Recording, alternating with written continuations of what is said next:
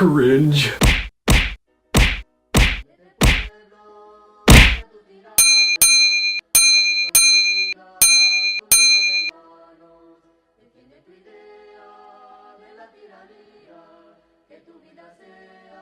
For the sake of this panel, I think the idea of socialism is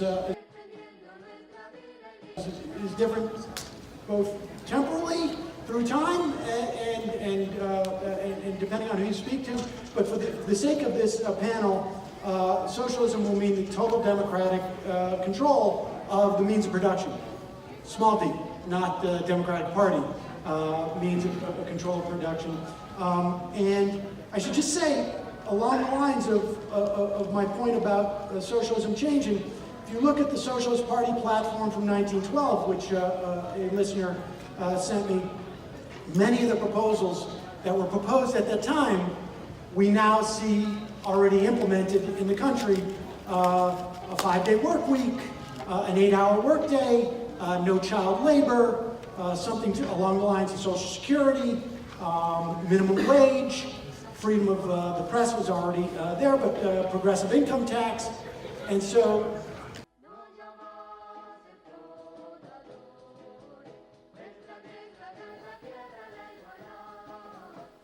wow. What I'd like this panel to look at is to what extent should we embrace socialistic policies, and to what extent, as those of us on the left, as within the context of electoral politics, we're a month away, less, from the 2018 midterms, to what extent should we embrace the labels of socialism and the policies from an electoral standpoint?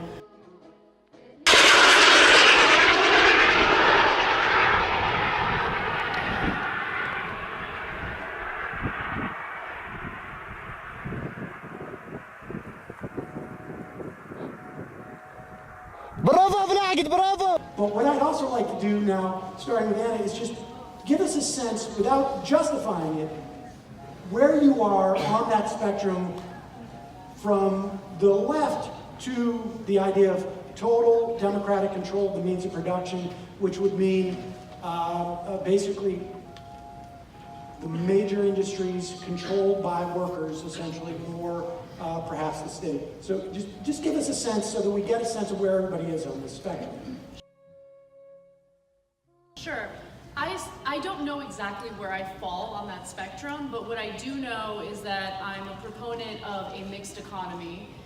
So I do believe that there are certain programs that should be socialized, whereas other things should be left to private industry. So just to give you a quick example, quick rundown, our prison industry should not be privatized in any way. Motive to imprison people, and that is precisely why we see this ridiculous drug war dragging on when it doesn't need to. I don't believe that the basic essentials for life, including healthcare, should be privatized. I think that we've kind of experienced the downfall of that. But at the same time, I also want to encourage innovation. How many of you have got this guy in your pocket? Lovely, isn't it? It is kind of brilliant, right? And even when you take it out of the dumbass case that I've got, because I drop things all the time, it looks great, right? So Steve Jobs is a genius. How many of the technology, there's 6 critical technologies in this thing. How many of them did Steve invent? 0. Do you know any of them, sir? You seem to know this story. Touchscreens, exactly. Who invented touchscreens? United States Air Force, taxpayer dollars. It's called Lodestar. TCP/IP, DARPA, secure communications in the event of a nuclear attack, backbone of the internet. What else have we got? GPS, United States Navy, global positioning satellites. You seeing a pattern here? You paid for all this stuff. Where's your equity share? You didn't get it. We just gave it to the private sector. Because entrepreneurs are so awesome. Yeah, when they put it in a shiny box and we all go gaga. I think that prisons, of course, education, healthcare, we don't need profit there, and in fact I think people are better served when the profit motive is removed. But I am really a true social democrat, where I do think that there are certain elements of society where a mixed economy is best. For me, having actually served and been an elected official, I find myself someone who understands and believes that government should play a role when we're promoting equality and fairness and justice, right? And just like you, and I think everyone on this panel, for the billionth fucking time. there is no role for a for-profit prison system, not absolutely none, right? But there are, for example, coming from the poor rural South, there are roles for private industry to play. There are roles for private industry to come and supplement what government is not doing well. For example, in our public school systems in the South, many times we don't have the opportunities. One of the things I voted for,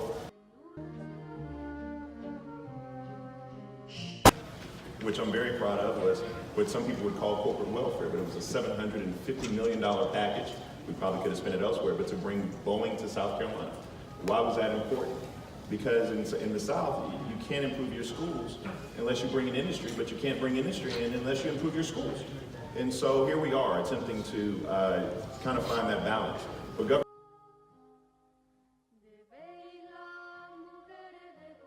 should play a role when we're talking about equality, when we're talking about fairness, when we're talking about justice.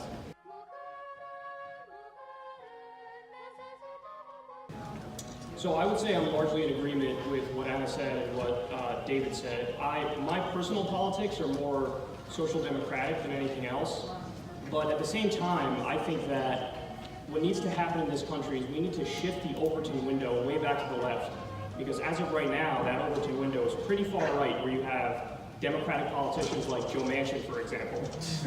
He votes with Trump 61% of the time. That's an actual number. That's, from 538, they track everything in the age of Trump, how often you vote with Trump. So when you have a Democratic politician voting with Trump 61% of the time, and you have the so-called moderate Republicans who vote with the Republicans 89% of the time, 90% of the time, it's a rigged game.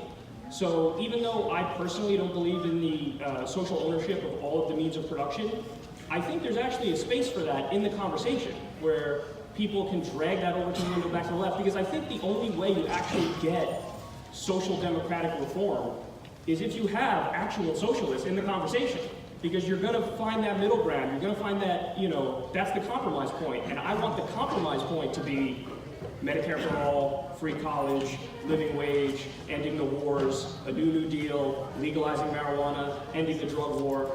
And I really think that is to have people who are to the left of Bernie Sanders and myself and most of the people on this stage to drag that spectrum back to the left. Sounds like we're pretty much in agreement on most points. So I would actually take a little, as opposed to the specific policies, I actually step back. I'm actually a capitalist, I'm a very proud capitalist.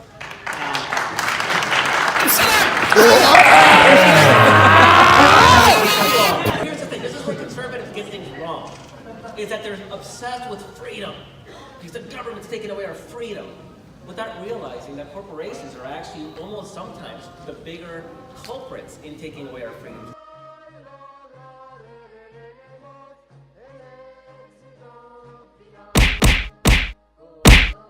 Whether it's our freedom to clean air, or it's our freedom